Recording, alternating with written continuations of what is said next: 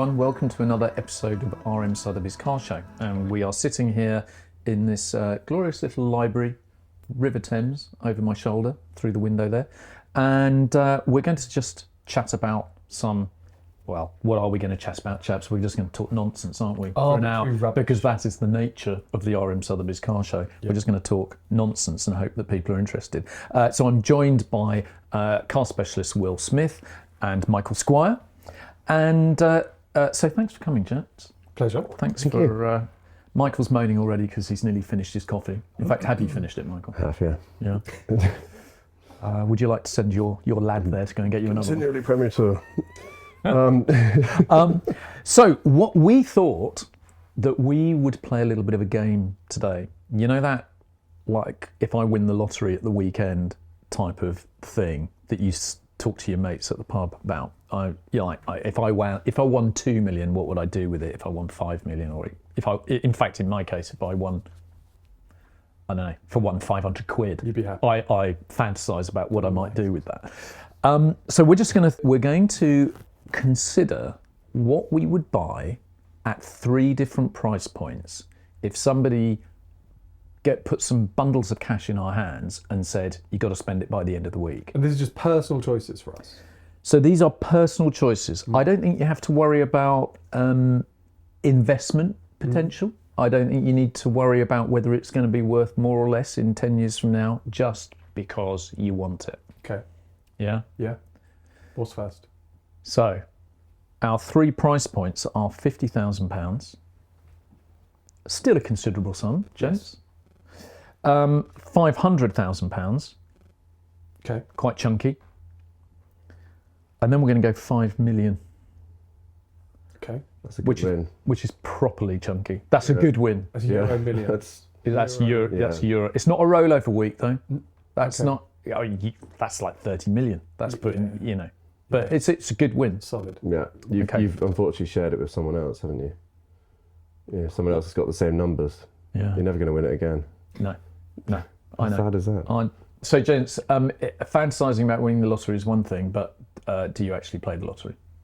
Because if you don't, if you're not in it, that is the catchphrase, isn't it? You've got to be in it to win it. I do play it, and Peter Woolman says that as a result I've got a gambling addiction, which I think is a bit of a stretch. Well, are you spending £2 a week, or are you spending £20 a week? Because I'm completely naff. I only buy a ticket if it's a big amount. And that's stupid. Well, this is the thing with the lottery, isn't it? I don't play it. But No, neither do I. Well, apart, like I have occasionally. I think I got rejected by the app. Right. I failed their pre-checks or something. You failed their KYC checks. I just tried to do it, and it was just more complicated than I wanted it to be. And then I just thought, okay, fine, I'm not going to win the lottery. If you don't want me to win the lottery, fine. That bank account in Mogadishu did go down well with that. I'm so out of touch that I didn't even know there was an app. But you made a very good point. Mm-hmm. So you're looking at the lottery, and it's the national lottery. You're saying this week's jackpot is 2 million. He's not even playing for 2 million because for Michael Squire it's not enough. If it's 20 million, he's up for it. It's return on investment. You've got the odds of winning, and then your £2 ticket. So you may as well play for the big ones. Well, if you won 2 million, it's still £2 quite well spent, wouldn't you say? Yeah, but your chance of winning that are minimal. Oh, this is. But listen, we have won 20 million. This is the point. We've won 20 million. We're going out. We're going to buy some cars. Yeah. Although, well, yes, we are. Yes, we are. All you're allowed to spend though is you can spend £5,550,000 is your ceiling limit on these 3 cars. Yep. But so £50,000. You've got £50,000 to spend. Mm-hmm. I'm going to start with you, Will. What are you buying? I am going back to a car that my dad had for a short period of time when I was about 4 years old. I think someone had stolen his BMW M535 whilst he was on a test drive, actually. He did the old trick of driving, let's do a swap over, okay. My dad got out the car, the guy on the test drive jumped over and drove him up in his car. You're kidding me. No, seriously. It was an M535, and at the time, this guy then shot off up the M1 and my dad had obviously called the flying squad who had arrived en masse in their Rover V8s or whatever. Did you have a direct line to the flying I think squad? he might have. And anyway, they chased this guy up the M1 and they couldn't catch him, and he ended up abandoning the car in a pub because he thought this is a bit of a pointless task. They found and recovered his car, but I think he crashed it or like the wheel had been bent in or something had happened to it. Anyway, the car went off. My dad got as a replacement an M635, which was totally impractical for the three children that he had at the time. But he managed, and we had this red M635, and there's pictures of me in the back of it when I was a kid. And ever since then, I always thought that was a great successor to the 3-litre CSL, and it has that sort of pillarless coupe. Yeah. I saw one once about 10 years ago that was just a perfect example. All original paint, 50,000 miles. It was white with black. And it just struck me as a beautiful road car. And they went up quite significantly in value about 5 years ago, but have kind of dropped back a little bit. And I think for 50 grand, you can still pick up a really good M635. And yeah, elegant, coupe, long distance touring ability, big boot, 4 seats. Lovely. 2.5 seat. Well, yeah, you know, 2 plus 2, sort of. You're not sitting in the back for that. I wouldn't say. I wouldn't have a chance. I probably am. You, in a child seat. you'd have plenty of space. Good choice. And but what I'm just going to say is, for the benefit of anyone that may hear a dog scratching in this podcast, or potentially see some fur like a rug on the floor, that's Bertie. Bertie is a Wheaten Terrier. Special guest. And he's coming up 9 years old. He's quite lazy, sleeps a lot, and he's lying on the floor. Yep. So he may stroll around at some point, and therefore It sounds like your normal day in the office. have a scratch, have a snooze, make a coffee, go home. That's marketing for you. Right. So a 635, an M635. Guts to be the M. CSI. Yeah. Nice cars. And so rarely seen on the road these days. Quite rare. They made about 500 of them, I think, UK cars. And yeah, you do not see them for love nor money. No. I get excited when I see a 635 of any description. Michael, 50 grand. Do you know what? Weirdly, exactly the same thing that you've just done. What? Yeah, not 635. Okay. A car from your childhood. Okay. Which is my dad, because he's a fan of rallying and a massive chav. He had an Evo 6 from new. He still got it, and that would Are they 50 grand? a really good one that's not been messed around. Yeah, it probably is. A Tommy Mackinnon edition. They can be over if they're really good. If you've got one which hasn't been modded at all. I've never driven one. I've always done the Subaru thing, but I've never done the Mitsubishi. Yeah, the Subarus are the fashion ones, aren't they? Because of the whole Colin McRae thing. Whereas, yeah, it was that car we just did so many track days with, and it's just mesmerising, and absolutely love it to bits. And they're just, yeah, they do everything, and they get you out of so much trouble. That's cool. And yeah, I love it. They to are. bits. When I was a journalist, that was a brand new car, and we got one from Rally Art. They sent a car. It was. Was that the silver press car? I think it was white. Okay. I think it was white with red bits on it. That's a Mackinnon car, isn't it? White and red. They were normally red. Or red. I think it was the Rally Sprint was a white. It's definitely white, but we were doing. Oh, it's all a bit of a blur now. But we were doing one of our typical things at Autocar, driving down through France, and we had a Skyline. We had an R32, an Evo 6, and an Impreza, an RB5 it was. Okay. Anyway, I was driving the Mitsubishi. Now, you might be able to stand testament to this. They have an insanely small fuel tank capacity. They do, yeah. And the fuel gauge isn't linear. So it goes down a little bit, and you think, "God, this is economic," and then suddenly it just goes bang. Well, but if you drive it hard, because in those days you could drive through France basically flat out. Nobody cared. No, Autocars journalists just thought they could because they thought they had a pass for just driving like idiots the entire time. Well, You should watch the videos made by the journalists on Fast Bike magazine from that era. Oh my god! They literally wheelied to Cannes from Calais. If you drive an Evo 6 really far, like if you put it on an auto route and just like hammer it, you only get about 130 miles from a tank of fuel. So if you're driving to the south of France, you stop for fuel about 8 times. But they're not really about motorway cruising, are they? They're like point to point. They are mega. Wet, in the mud. They have something called active yaw control. That's right. Yeah. Can you explain to me what on earth that is? So do you remember when Ferrari brought out the Vorhavit Speciale? And and everyone was really excited by this idea that you could drift it and it would sort of help you hold the drift and keep it all under control. That's what Mitsubishi had done sort of 15 years beforehand. Okay, and how does it work?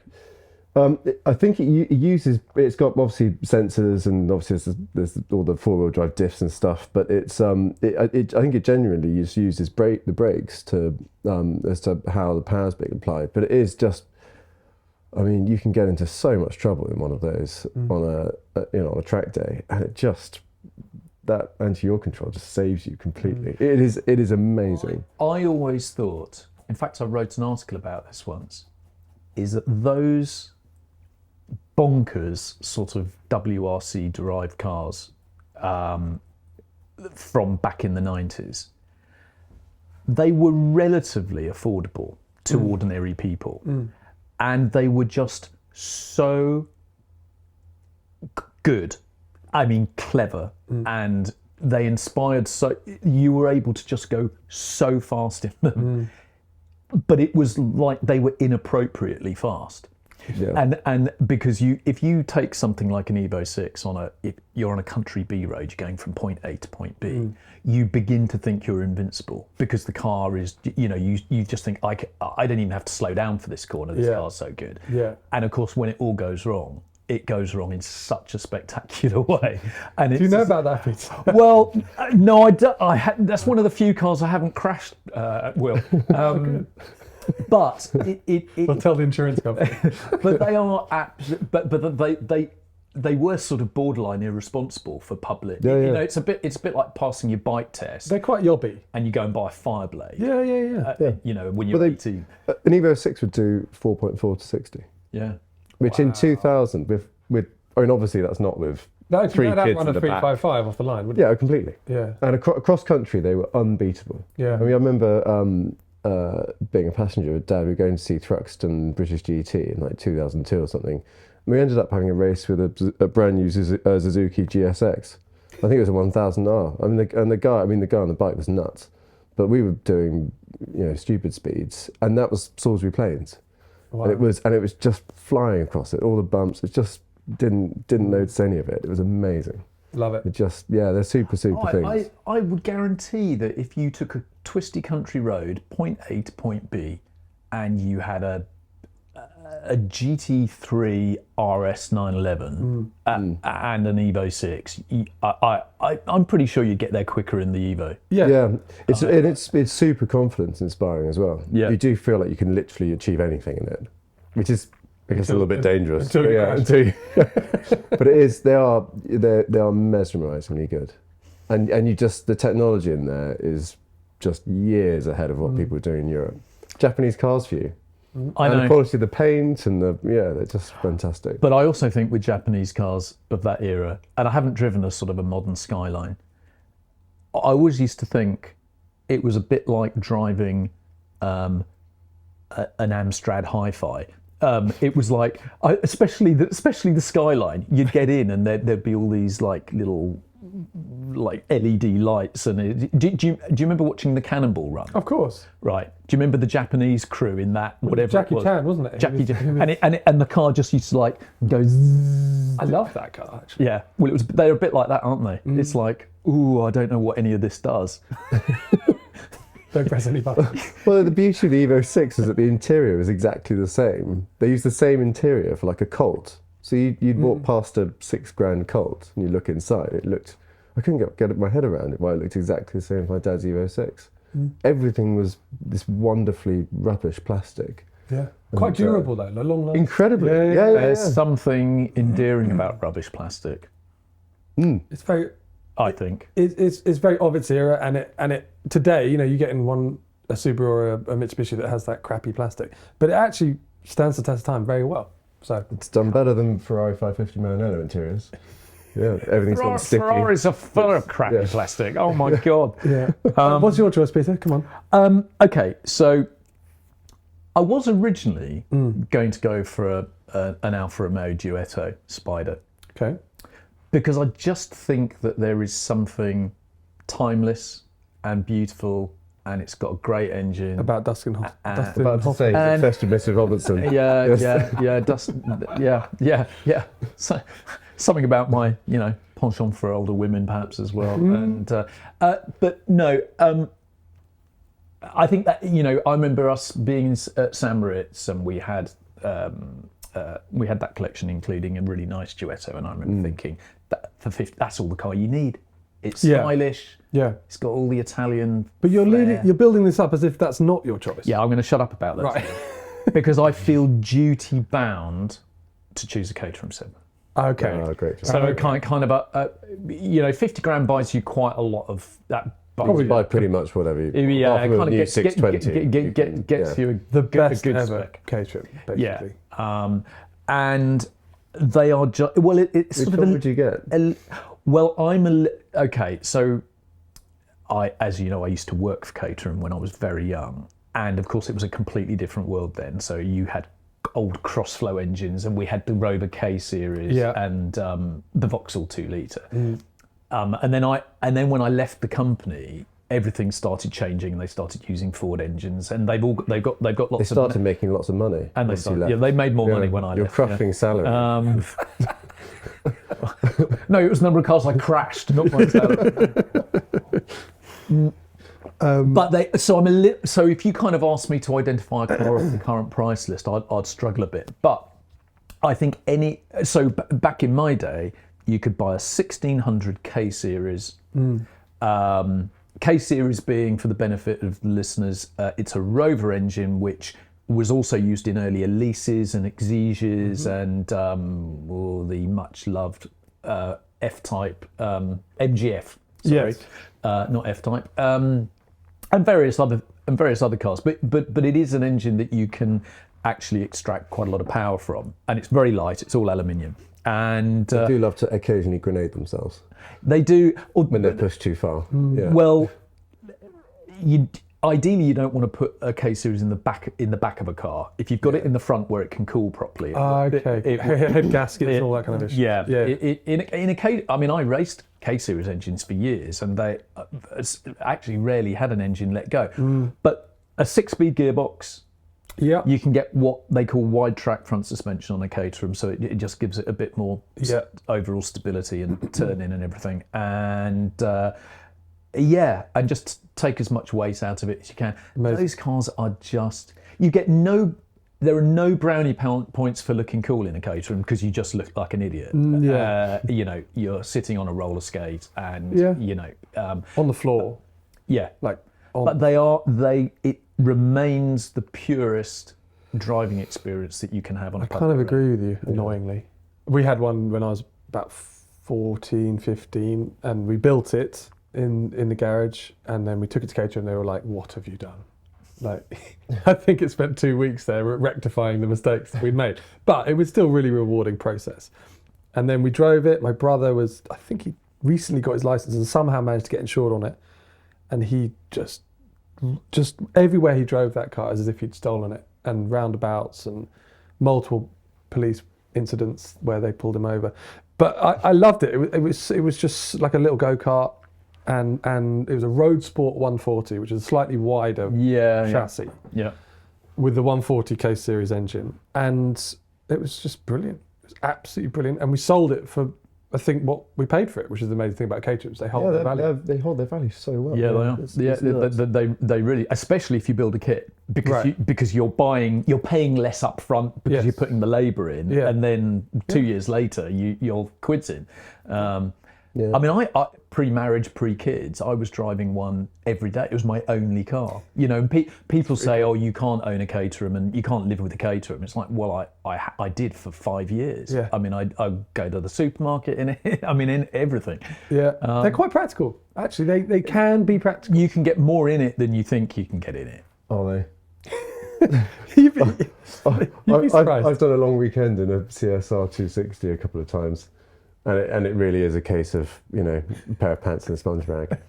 Was it a long weekend or a dirty weekend? Or was it long and dirty? By the time we'd done the torrential rain, it was a dirty one. No, but you see people who Caterhams, and they stack up their tents and stuff on the back. It depends how much. Yeah, they've got the bags that they put on the. You know, it's like a motorbike. You know, it depends how much stuff you bolt on the back. I drove a Caterham. I've driven a Caterham from the UK. 2 big trips. I went to an international rally in St Moritz. Drove it there, drove it back, and I've driven one to Barcelona as well. Wow. Yeah, Get you. I know. God. And they could And the smell one I you drove from to Barcelona didn't have a windscreen. I just had Actually, one of my favourite ever Caterhams that I've never ever seen ever. They did, like, in the 90s. Andrew Frankel did a book about supercars, and in it was the Caterham 7. And was it the JPE the Jonathan Palmer edition, which had no windscreen and was like a rocket ship, 200 horsepower. Yeah. Well, it was two. So you remember the John Cleland era Vauxhall touring cars? Those engines were built by a company called Swindon Engineering. Okay. And the JPE essentially had the touring car spec, 250 horsepower Vauxhall 2-litre engine. No wonder you don't see them then. I have never seen one for sale. They weren't. Well, the thing was, we're talking about a 50 grand budget. I think that car came out in 1992. It was £60,000. Okay. And it had, so it was a lot of money, but the engine was about 15 grand out of its crate. So that was, and there was a lot of carbon. Where are they? I haven't seen any. A lot went in those days. Caterham's biggest export market was Japan, and a lot of them went to Japan because the Japanese buyers at that time had a lot of money, and they were prepared. It's now Japanese owned, isn't it? Caterham. Yeah, I think it is, isn't it? Yeah, it's now Japanese owned. Yeah. Awesome. Awesome. Anyway, so there we go. Awesome cars. We've done our 50 grand. All good choices, by the way. Yeah, not very controversial. No one's really. No. Yours is very, very sensible. I feel like a Evo 6 and a Caterham is on the more antisocial scale of things. Yeah, they're not family cars, but well, especially mine. Yeah. You can drift a 635 quite easily. Cool, that's fighting. Yeah. An Evo 6 is a family car. Actually, it is. It is. No, that's fair. Okay, we are considerably upping the ante here, guys. I mean, we're not just going to 100 or 200,000. We're going to £500,000. Which is about the average value of what we sell in this company, isn't it, per year? Which is about the average transaction price of a car that we put through auction, which is not what's the word I'm looking for? Insignificant. That's the word I was looking for. You can buy. I live in West Sussex. You can buy quite a nice house for 500,000 in West Sussex. For sure. Which is infinitely more useful than a £500,000 car. I think you'll find. Is this sponsored by Savills or something? What's going on? Sponsored by Knight Frank. Okay. 500,000. Right. Go on then, Will Smith. I'm going to go racing car because that's kind of the ultimate way to get your kicks in a car, I think. And I'm going to go touring car, circa Pro Drive 1992 E30 M3. That, to me, if that was in my garage, I'd look at it every day and be like, I just want to drive it. And that's at the era when I was growing up, and it's very evocative.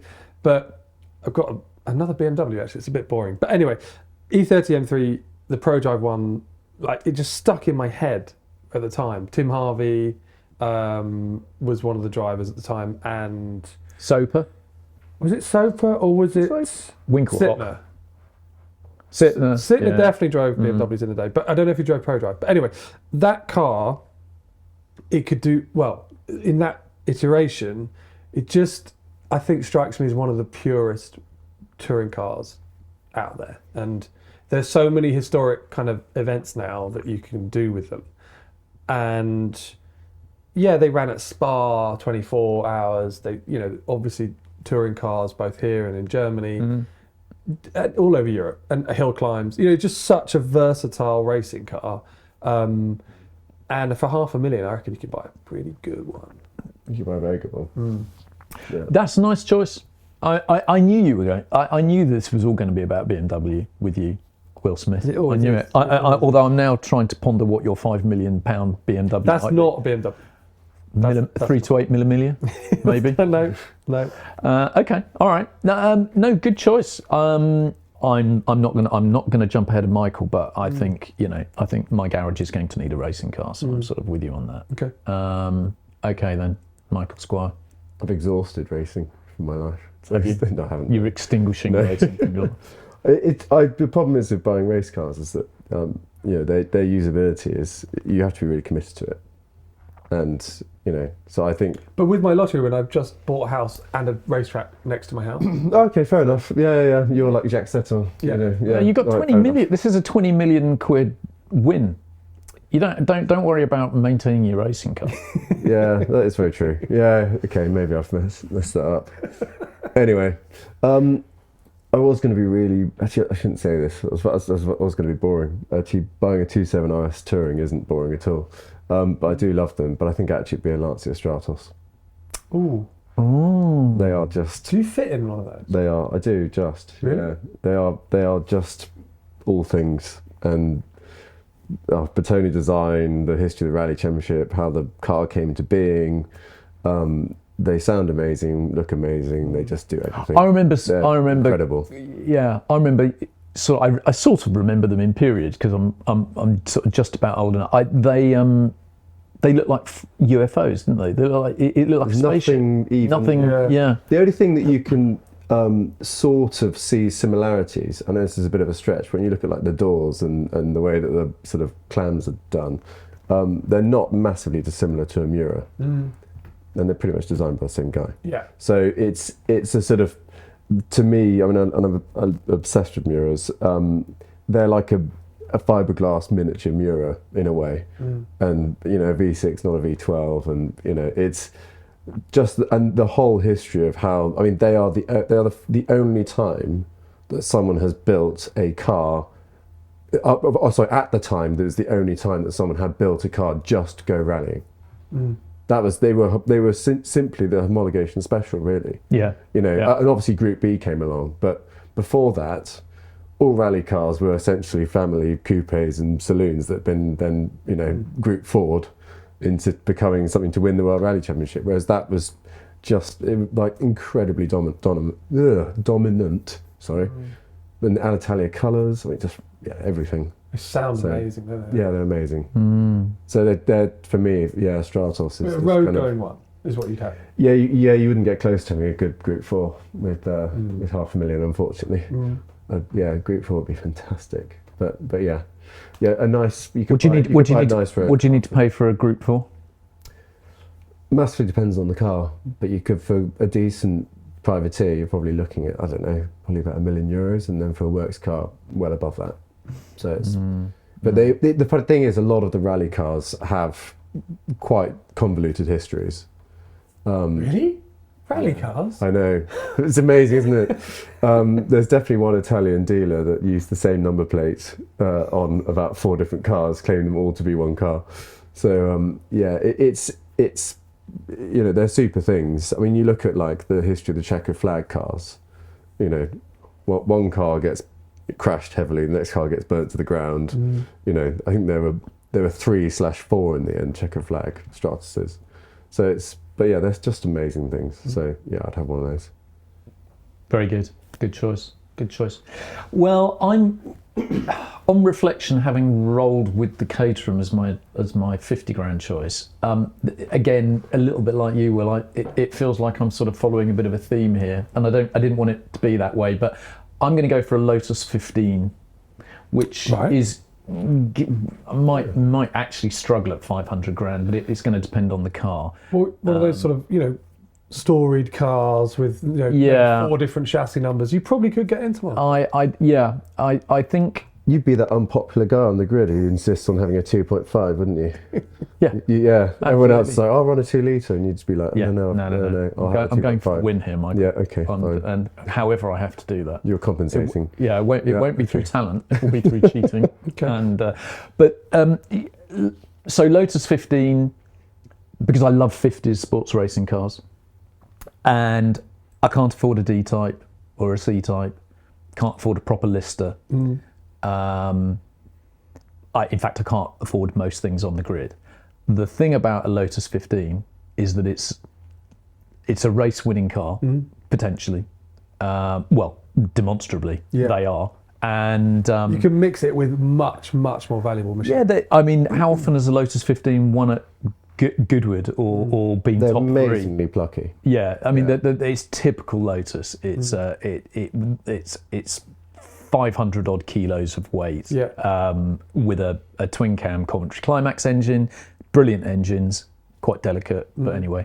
The thing is with the Lotus 15, you might win assuming you finish, but there's a good chance you might not finish. But they are amazing as a value proposition to get on some really good grids in historic racing. They're hard to beat, and they look great as well. They do. Great show. I'm sort of banging a bit of a Colin Chapman drum here at the moment. really are, yeah.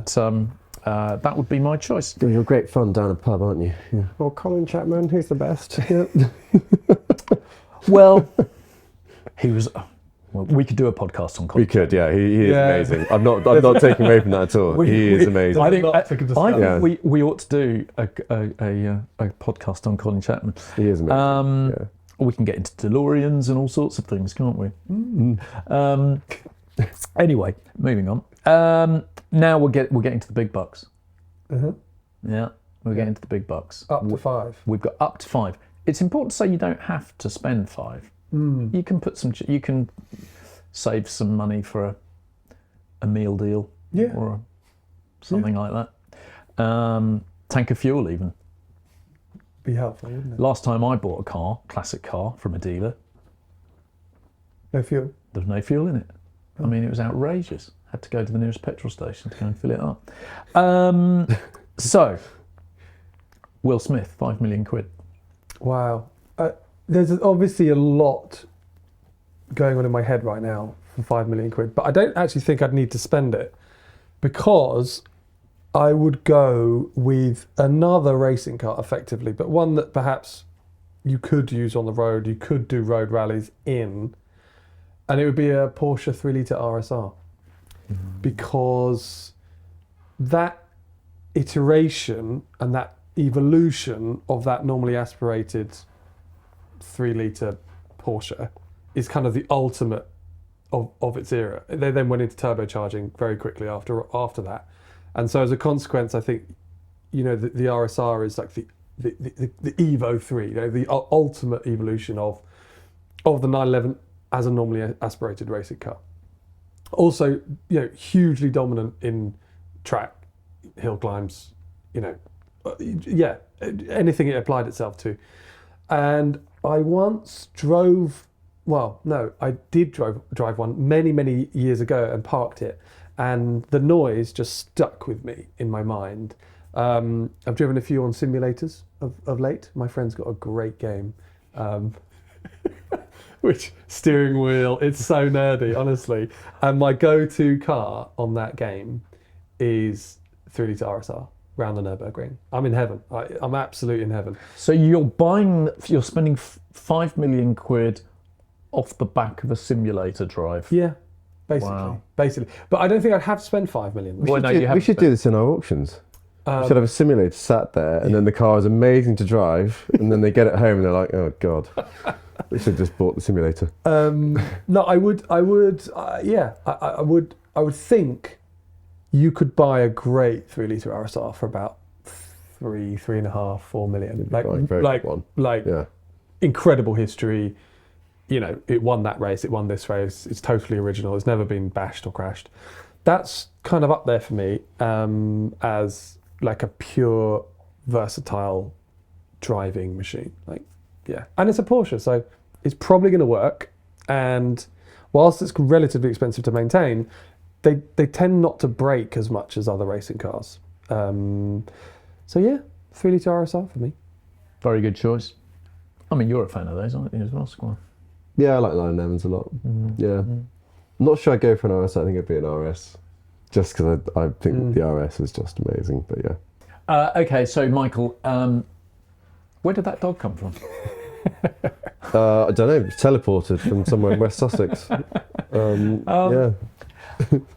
Well, he doesn't sit that nicely next to me, I'm afraid. He looks like his owner. He does look like his owner. Which, poor Bertie. Yeah, I know. He's it's something. It's a burden. So you've got £5 million to spend. Well, I mean, you probably have got £5 million to spend. I mean, Will and I are just fantasising about it, but yeah, I mean, you probably have. I'll put you through to my NatWest graduate accounts bank manager. Every time I go down to the car park, there's another new car bought by Michael Squire. How are you going to spend your £5 million? Do you know, I was originally thinking about a 4-cam, 275 4-cam, and they are, they're amazing to drive, and I do think they are like the ultimate, I mean, short wheelbases and stuff like that aside, but they really are the ultimate Ferrari GT car. But it'd have to be a D-type. Yeah, I absolutely love Jaguar D-types, and I think they're revolutionary, they look amazing, they sound amazing, they drive amazingly, they're just, they're everything. And they've fallen a bit by the wayside in recent years. Like, why do you think that is? I think it's really simple. No one gets to really see them anymore. You don't see them at race meetings. You don't tend to see them much at concours. You might see them if you're lucky enough to, I don't know, do the Colorado Grand or something. You might see them there. Yeah.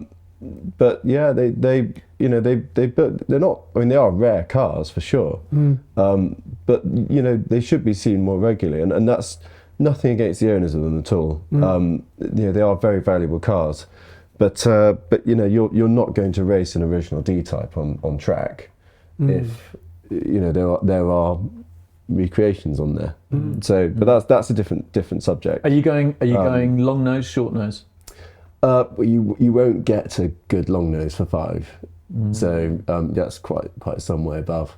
It'd have to be a really nice production short nose. I'm going to get really into detail now. I want an Appendix C car with a full windscreen, and because it's basically like an XKSS but without the gigantic price tag. Yeah. So they're super things, and they won so much stuff, and they're like the ultimate sort of sports car. I'd rather have one than an XKSS anyway.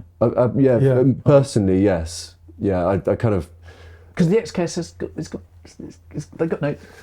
There's no historical. They don't tend to have the race histories. No, a lot of them did race in SCCA, but yeah, like a great D-type. You know, we used to speak to Peter Blonde about his car. You know, he'd just drive it to race meetings. In fact, he actually had a little crash in it in his car on the way to Sneston. You know, it's just the way it was, and then he'd go off and race in the Goodwood TT. You know, and that's, you know, you don't get cars like that nowadays. No. So it's, they are. It's the automotive equivalent of a Spitfire plane, isn't it? 100%. Yeah.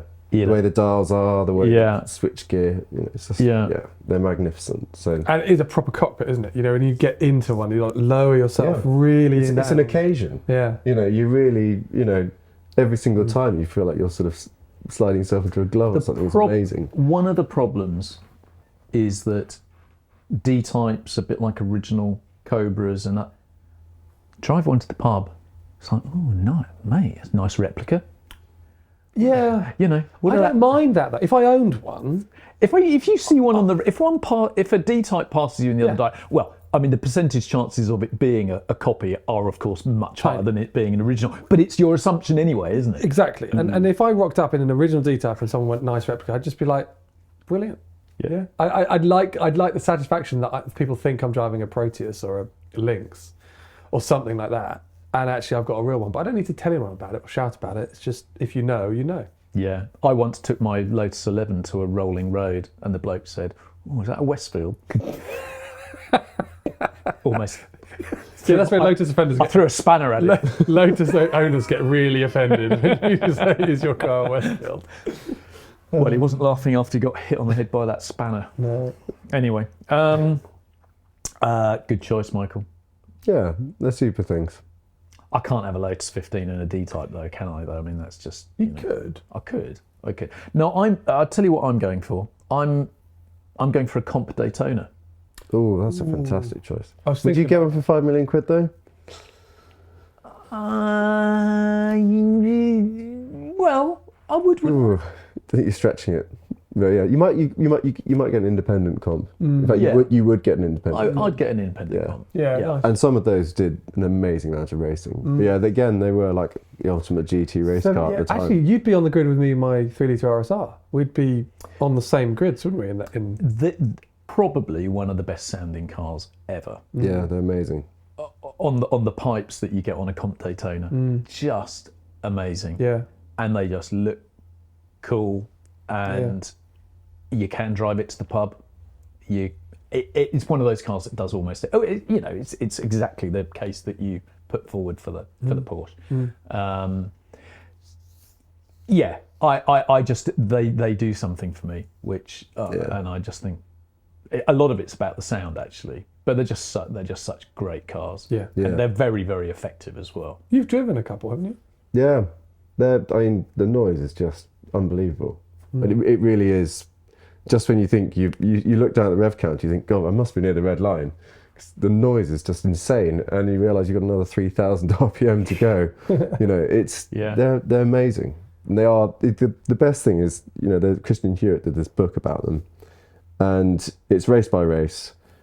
And they only built 15 of the series of factory cars. There were a couple of prototypes and stuff, and they're independent cars.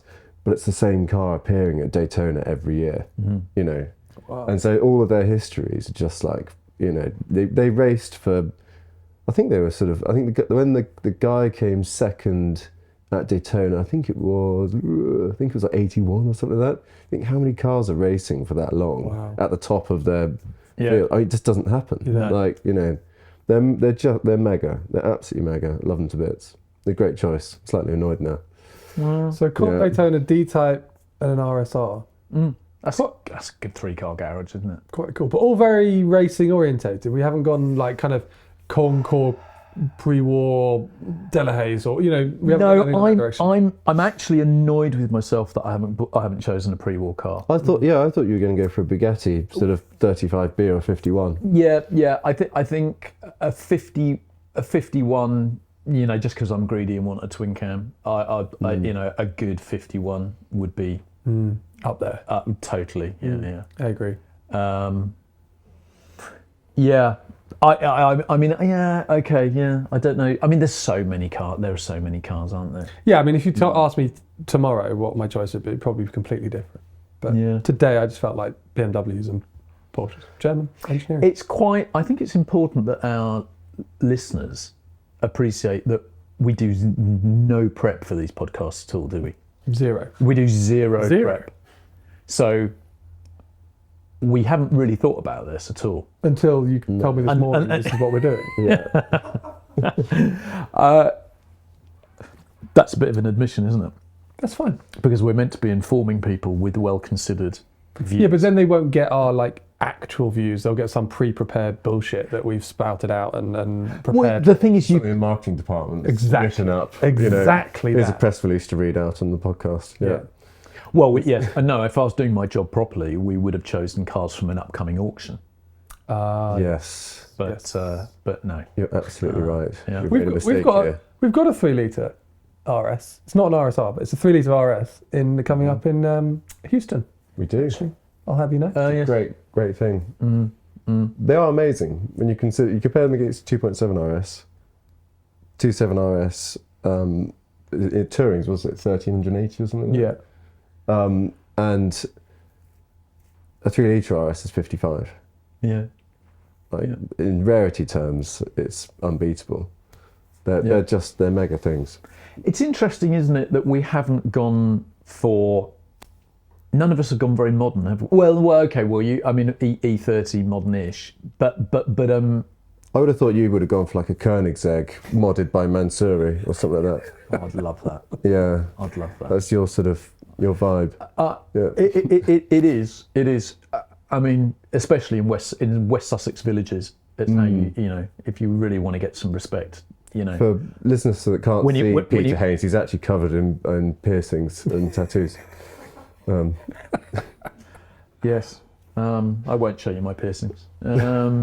But the well, I mean, like nobody's sort of gone for an F50 or They are F50s are amazing. As well. F50 GT Yeah. would be a good car. You wouldn't get one for 5 No, you wouldn't. You wouldn't even get close. You wouldn't. Yeah. There's only 3 of them, isn't there? Yeah. Maybe an F40 An F40 GT. GT, yeah. Yep. Again, there's one coming up very soon, but by the time this podcast comes out, it probably would have gone through. Yeah, super things. There's so much we could talk, like we could go off on so many tangents and talk and apply this to so many different eras and cars and yeah. The one thing, of course, that's worth saying is that our 20 million lottery win last Saturday night, none of us are buying the 250 GTO that we're going to be selling in New York in very shortly. But you wouldn't be able to. Oh, you could finance. You could finance it. You'd have to. Yeah. You Yeah. wouldn't get close. You No, wouldn't even- no, that's what I mean. Yeah, I mean, you wouldn't even- we can't afford. In fact, if we, all 3 of us won 20 million and pooled all of our money, Probably still could. yeah, it's still questionable potentially. I don't know. It's interesting. I was in the paddock at Revival, and I was chatting with a friend next to the white ex-John Coombs GTO, and a friend of his came over, and he said to him, "Have you ever driven one of these?" And he said, "Yeah, I have." It's like, is it actually, there's all the hype and the price tag and everything. Is it actually that good? And he said, "Yeah." He said it is the best car he's ever driven, and this is a guy who's driven like Formula One cars all through the ages, GT cars, P66 GT, 1970s, 1950s stuff, pre-war. He's driven everything, and he said that GTO. He hadn't driven that particular one, but he said a GTO is the absolute I've cream of driven the a crop. GTO. Have you? Of course, you. I drove a Series 2. Yeah, the one that we sold, 2010 was it? Is it that long ago? It probably is. We sold another one in 2018, of course, for a world record, and I sat in that car for many, many, many minutes after the auction. You sat in it for many minutes. I did. Bit of a private moment. It was a private moment, okay. actually. There's picture evidence of it, and Do you talk about this at dinner parties? we just sold it for a world record. Mickey. My wife does not know this happened, but no, we just sold it for a world record, and we're down in the garages having a beer after the auction, and it was probably quite late or early in the morning, and it was just amazing just to sit in it and be around it and to sort of the driving position was lovely, the gearbox was like there, like kind of like touring car spec, Yeah. right next to the wheel, Yeah. and just to spend time with one, if anyone has the opportunity, or just to be around one, is very special. It is a car that lives up to the hype. Well, gents, that's been fascinating. Do you think our listeners have been fascinated by this? Only by Bertie the dog. Yeah. For those watching, the appearance of Bertie was probably almost certainly the highlight of this podcast. For sure. Usually people who are in my presence are not interested in what I'm saying, so if they're not, No. they're remote, it's probably less so. Not your wife, not your parents, Exactly, yeah. none of your friends. Yeah. But anyway, that's the nature of podcasting. We just have a complete blank canvas. We can just, bore people to death. So thank you very much. Pleasure. That's been great. Thank you very much for your Thank you. your choices.